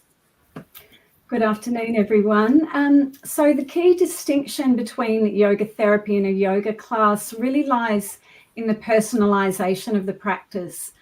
Yoga therapy offers an immersive one-to-one approach between the therapist and the student, a relationship that's long been central to the yogic tradition. Sadly, amidst the commodification of yoga in today's landscape, we've often lost sight of this personal connection between teacher and student in lieu of getting more heads through the door. So before I ventured into yoga therapy, I spent several years teaching to large classes, sometimes with as many as 50 participants, and I still teach classes like this today. But the reality is that there's no one-size-fits-all class for a group that size. While some may thrive in a class format, others, with their unique physiology, life circumstances, etc., may not find exactly what they need. So in a class setting, participants can certainly gain valuable insights, and indeed there can be that beautiful sense of Sangha, but they miss out on the tailored one-to-one support that yoga therapy really provides. So in yoga therapy, the emphasis is on understanding the whole individual through a thorough consultation and assessment process. We not only explore the physical aspects, but we also take time to delve into the deeper dimensions of being by using frameworks like Panchamaya Kosha, the 5 layers of our being that Sarah and Jill touched upon before, where we can explore up close and personal the connections between the physical body, the breath dimension, the emotions, and the patterns of the mind. Thank you very much, Tanaya. That's a wonderful extension of what we've already had with the 3 speakers. I'm going to move now to Samantha, if she would like to continue with her view on yoga therapy and yoga. Hi, and thank you. Yes, for me, the 2 main differences that stand out between a yoga class and a yoga therapy session is Sangha and a crisis or conflict. I live in the outer areas of Sydney, Australia, where yoga has been quite foreign up until the last few years. And unlike the inner city classes, where people often arrive at the studio and quietly settle themselves into a child pose, a meditative pose, or a shavasana until the class commences, in my studio, they would be chattering away, a lot of chatting, revealing a real need for conversation, connection, and belonging, strong aspects of Sangha. So with the yoga therapy session, individuals came to me in some type of crisis or conflict within their life, spiritually, physically, or mentally. And they knew that they needed guidance that was specifically focused for them, tailored to them. So while people initially came to a yoga class to address certain physical concerns such as injuries, weight loss, to stretch and tone, and or to manage their anxiety, on a very small occasion to develop their spirituality or become closer to their religion, though generally it was for the former reasons. In order to begin and end my classes on time, I included their initial need for talking, sharing, and connecting at the beginning of every class. And so within this Sangha environment, students would often become comfortable enough to share their personal conflicts, be it within relationships, work, or internal life. And I believe this sharing in a safe and supportive environment has been the catalyst for creating peace and resolving conflict for many of my students. Thank you, Sam. That's a different view. It's the benefit of a yoga class, the extra things you can get from a yoga class that you can't get from a one-on-one. And I think nobody's mentioned how hard it is to do your individual practice once you get it from your therapist. And many of us know that that's the... I'll actually turn to Libby, because Libby's very experienced in this area, not only as a yoga therapist, but as a physiotherapist as well. Oh, Please, yes. People don't want to do a practice at home very much. That's been my experience over the last 50 years. They need to... They do it when they need to, and then as they get better, they don't do it so much. But then it depends on the sort of person, doesn't it? Over the last 50 years or so, I think there's been a 3-tiered approach as far as I'm concerned. And there are classes where people come and I would adjust to the weather and how they looked. You know, they all look exhausted or a little bit hyper, over stimulated, and that would be fine. I don't teach those anymore. Now I have a more 2-tiered approach, and it's still a class situation for the first, where I will teach, probably looking at the epidemics of modern society, of depression or bone health or whatever it is. And I'll give them some sheets to take away and hope they do it. And some do and some don't. And then I'll do a recording of the class too, which they can look back on. And if anybody doesn't come, I like to do it in a series of 4 or 6. But I wouldn't even think of that as yoga therapy. I think of that as more an educational thing and still a class situation. Whereas I think yoga therapy is an individualized approach, encompassing all the things we've talked about. And I think that we need to do an assessment of that person and see what they need, and that often takes a little while to see what that particular person needs. And then look at the purpose. Which kosha are you using? Do they have problems with a klesha, with the ego, or with just ignorance? Or and where are they in at the moment? Are they working too hard, or are they tamasic and not enough? And then put something together, and then see if they need, how often they need to come. And so for me, that's the therapy, is the latter of those. And I just have visited a friend in hospital, an 84-year-old friend, who had a something, well, we don't actually know what, but she blacked out and she broke a rib. So she's in great pain and she's quite nauseous. And I looked at her and I thought, well, she doesn't need to do very much except a little bit of pranayama and maybe a little bit of Brahmani or a little bit of something to calm her down, to make her feel good. So I would think that's yoga therapy, whereas, giving Yes, I would agree, Libby. Thank you. I would like now to turn to Dr. Vikram to see what he has. He's listened to all of our panelists, and perhaps as a spiritual man, what is that coming into line, what you think the difference between yoga therapy and yoga and a yoga class is. I mean, it's all yoga, we know, but yeah. Thank you, Robin. And after listening to all of them, I think yoga therapy and yoga, they lie on a continuum. On one side, you'll keep conflict. On another side, you'll keep consciousness. And in between, you'll keep calmness. So yoga therapy will take you from conflict to calmness.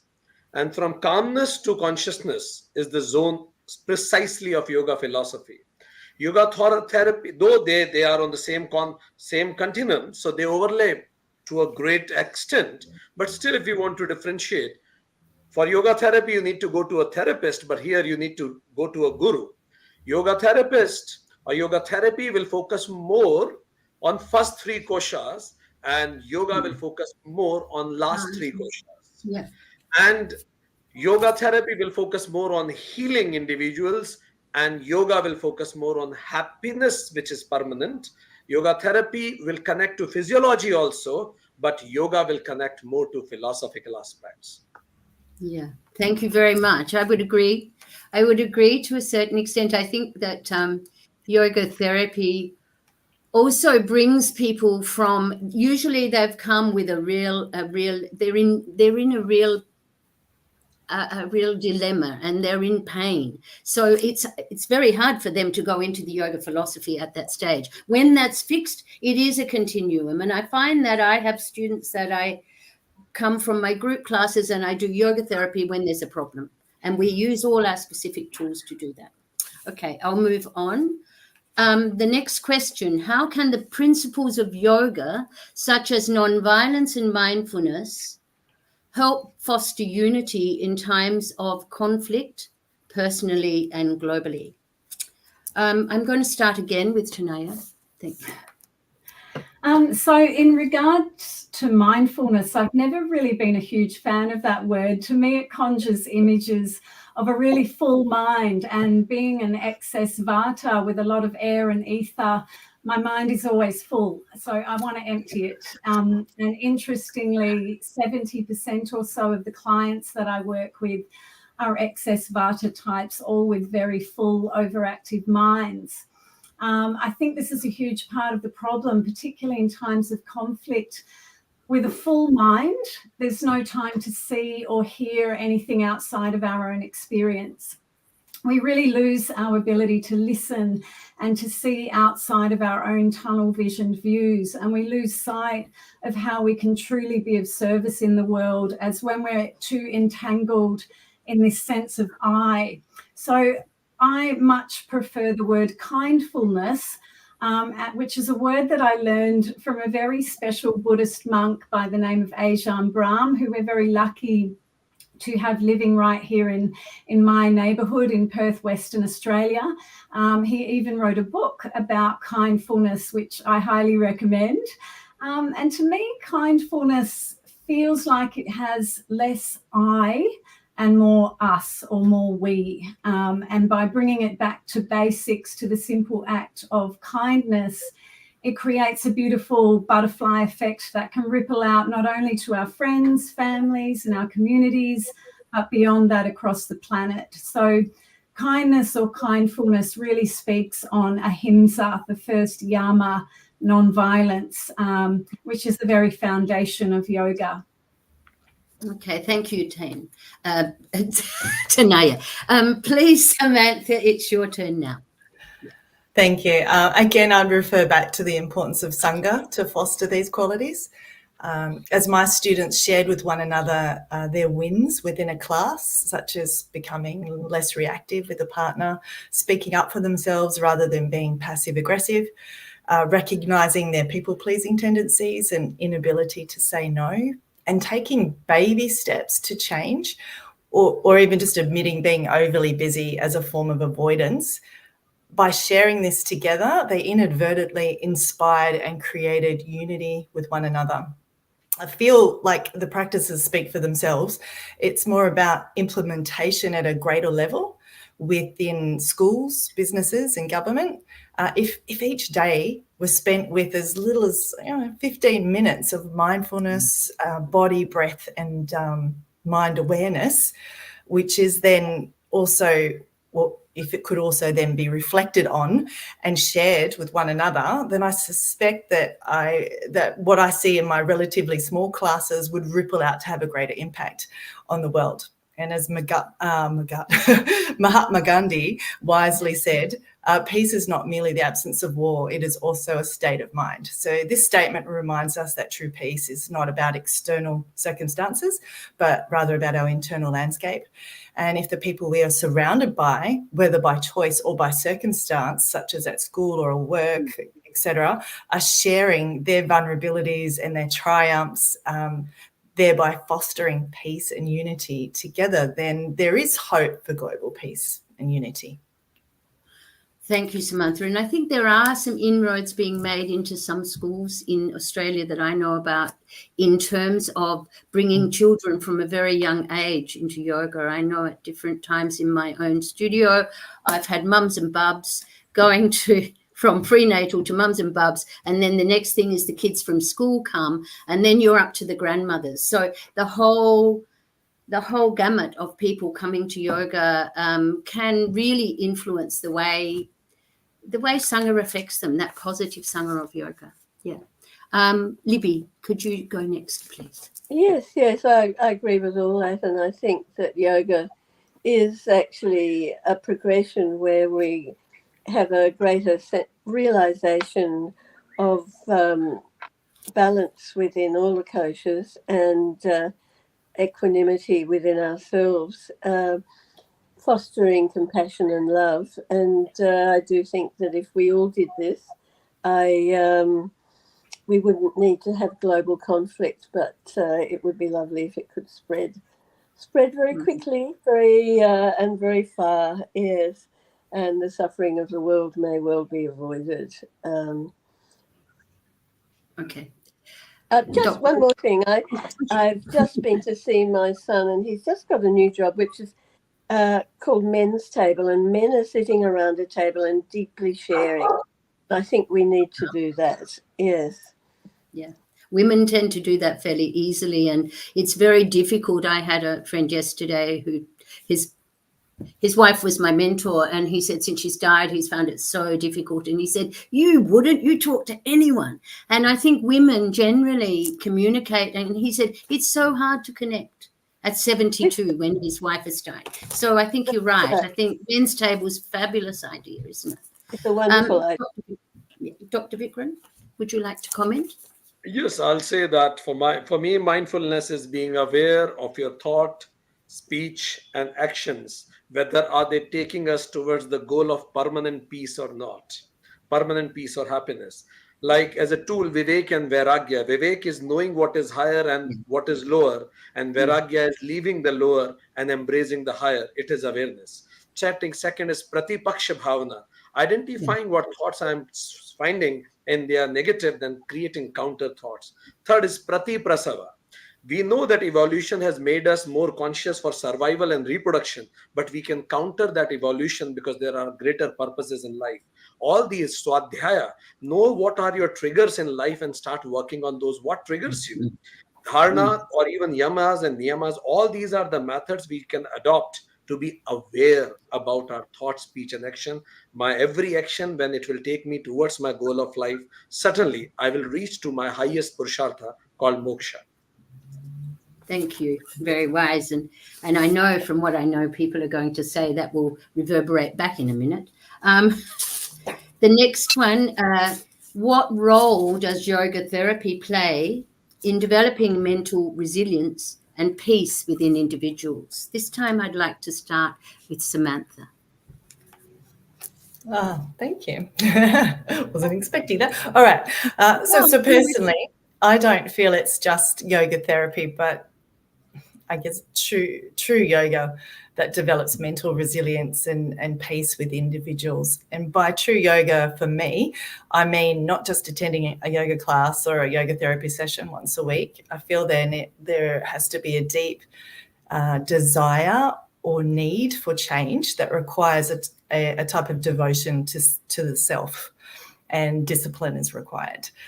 For myself, my samskaras or karma or reasons for being in this human body saw me born into a life of trauma that repeated itself in many relationships in my life. And through my personal practice of yoga, I began to develop not only mental resilience, but I came to understand my role as a victim in these relationships, and that it was up to me, to quote Gandhi again, be the change you wish to see in the world. In my case, in a relationship, this work has been some of the most satisfying and transformational work that has personally seen me break generational cycles of abuse. I would like to add that maintaining discipline is on its own, just through pure discipline is quite tough. And failing at your own discipline can lead to like a further spiral into suffering. So in order to succeed in developing mental resilience and inner peace, I feel it's imperative to have access to the teachings of yoga and support like Sangha or Men's Shed or Men, I think there was a different name for that one, so that change doesn't rest on the individual, but rather on the collective. Okay, thank you, Samantha. That's wonderful. And it made me think of vinyasa krama and doing the small steps and establishing it. So often we want to change so many things, and I'll do everything to change. But actually, small steps are often far more impressive. And spiritual reading is perhaps one of the best things to support that for many of us. Right, Libby, I'll go to you next. I'm just going to mix it up a bit this time. All right. Yes, well, I would agree. And I think for me, yoga has been the most amazing base, and I see it in others to move from and to support me in my health. I'm over 80 now and I'm feeling quite good, touch wood. And it enables my ability to communicate and to love more deeply, and to express that, and to, I hope, be more compassionate than I was before. So I think that it enhances health, love, compassion, and the ability to do things, to carry out those things in life. Thanks, Lib. That's lovely. I love yes, it's very important. Desikachar always talked about you could do something with your head, but it had to come through the heart. And I think all of our yoga practice has to end and start with the heart. Thank you. Now, who have I missed? Tanaya. I'm doing it again. Sorry. I love her last name more than her first name. Tanaya. Please. So I want to speak on a sutra that Dr. Vikram mentioned that's really been quite transformative to me, but also Robin, both yourself and Jill mentioned Yoga Sutra 216, pain that has not yet come is avoidable. And this sutra really set the groundwork for the sutra Dr. Vikram mentioned, Pratipaksha Bhavanam, which has copped a bit of flack over recent years, perhaps for its misunderstanding or at least its differing interpretations to how I see this sutra. So its translation, when disturbed by the negative or argument or conflict, the opposite should be thought of. And I refer to this a lot in my work, usually via the practice of sankalpa, heart-formed intentions, and as a means of cultivating inner peace and mental resilience. In today's wellness landscape, there's been a bit of controversy around this sutra, in some instances deeming it as a means of spiritual bypassing, whereby we repress or deny uncomfortable feelings, emotions, thoughts, kind of like a toxic positivity. But I can't help but feel that this sutra was never meant to be about toxic positivity. To me, this sutra has never been about this. And so the other perspective of this sutra is in the understanding that, of course, there are always two sides to every situation in this dualistic world that we live in. We can't escape duality with night, day, masculine, feminine, left wing, right wing. These things are a part of the fabric of our existence that we just can't deny. So the other way to look at Pratipaksha Bhavanam is really by acknowledging the nature of life's duality and consciously choosing the lighter path, the path of heartfelt intention, compassion, and discernment. Thank you. And Tanaya, when we talked of this before, I reminded you of that other beautiful sutra, which is one of my favorites in times of darkness, which is Vishokava Jyotishmati. So in the heart, there is suffering, there is darkness, but there is also light. And by concentrating on the light, and I think that's not positivity, that's accepting that there is both. And in the phrases before, when I talked about yoga, there is that misfortune can teach us a lot. And I know that many of us have moved from very difficult situations through our faith in yoga and our practices. Dr. Vikram, please. Thank you. So for me, if yoga is working for us, there are three dimensions. One is what you feel. You should feel from victim to victor in life. What you see, when I can see me in you, you in me, and us in all, it means I am on the path of yoga. And how should you live? Your circle of love should expand and your sphere of fear should shrink. It means yoga is working for you. Thank you. Thank you. That's lovely. I think, are we out of time? I'm just wondering. Yes, I thought we were. I did have a fourth question, which I don't think we're going to get to today. That was my backup. Thank you, all of you, for being, for sharing from your souls what you think about yoga and yoga therapy. And yoga therapy is a very new thing in Australia, and it's developing. That's why some of us are on this committee, to try and make people more aware of it. So that people can use it as a way of coming back to and then going on into yoga. Thank you. You were really great, Robin. I'm really impressed the way you did it. My salutation. Well, I was a bit scared because you've been doing all the sessions and you're very experienced. So I did watch it. Thank you very much. Thank you. Thank you. Thank you. Thank you, everybody. Bye. Thank you. Okay, I think we're...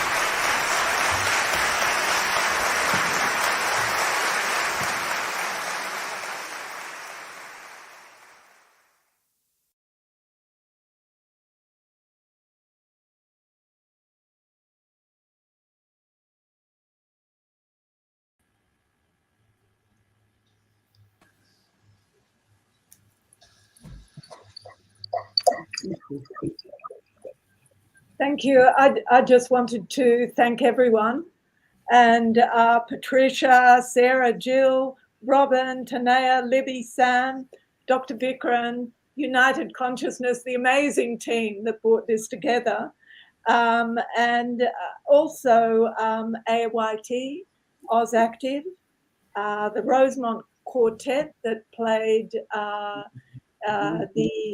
waltzing Matilda with Indian instruments, and let us not forget the Nangawala Corporation of Paul and Joe, who were amazing at the beginning. My last word is, let's maintain hope towards our evolutionary purpose in finding peace within and peace without. So I would like to, sorry, am I going next? So I would like to just echo Karin's words of thanks to everyone. And I would also like to thank Karin herself for all her organizing, and Robin. And we have put a lot of time into organizing this, but it's been such an honor. So thank you to Dr. Vikrant. And everybody who has contributed today. I'm just amazed and stunned at the wonderful contributions everybody has made. So thank you to everybody. And my last words are just repeating what I said at the beginning, which is hoping that our presentation this afternoon has provided insights into yoga therapy, which will contribute to the insights you may gain from the whole of this wonderful conference on peace. So thank you. I'd like to add my thanks to both Patricia and Corinne and Dr. Vikram for, putting on this amazing event. I didn't know, I knew a little bit from Patricia about it, but it's just so beautiful to be with many minds considering the same thing from different perspectives. Last night, a man from an ashram that talked about that, and then someone else who talked about the way the Gita sees war. I mean, it was phenomenal that, and many yoga practitioners who are saying the same things in different ways. So thank you very much. And I was going to finish with Shanti, Shanti, Shanti, peace inside, peace in our relationship. And I'm changing now, peace in the world, because before I used to say peace in the things we can't control, but now I say peace in the world. I heard you this morning, and it's just, thank you very much. Thank you very much. And we would like to extend our thanks to Shyamji also to be the guest of honor today. And with that, my last words will be, I want to invite all of you in February 2025 on 14th, 15th, and 16th of February, because we are going to celebrate global physical program of United Consciousness International Day of Peace celebration. The physical program will happen on 14th, 15th, and 16th of February 2025. Our respected Kerinji, who is a board member of United Consciousness, will be there. I invite all of you. AAYT is a sister organization, and you all are invited to join, be a part of that grand ceremony where masters from 20 plus countries will be coming together under the same roof, exchanging thoughts and energy and talking on global peace together, feeling it inside, outside, and across the planet. So may I request, just as a summary and submission, the admin to play that program, Ujjain program, just for your information, and then the program will be over. So over to you, admin. Can you just show everybody that Ujjain program? Namaste. Thank you very much. Namaste.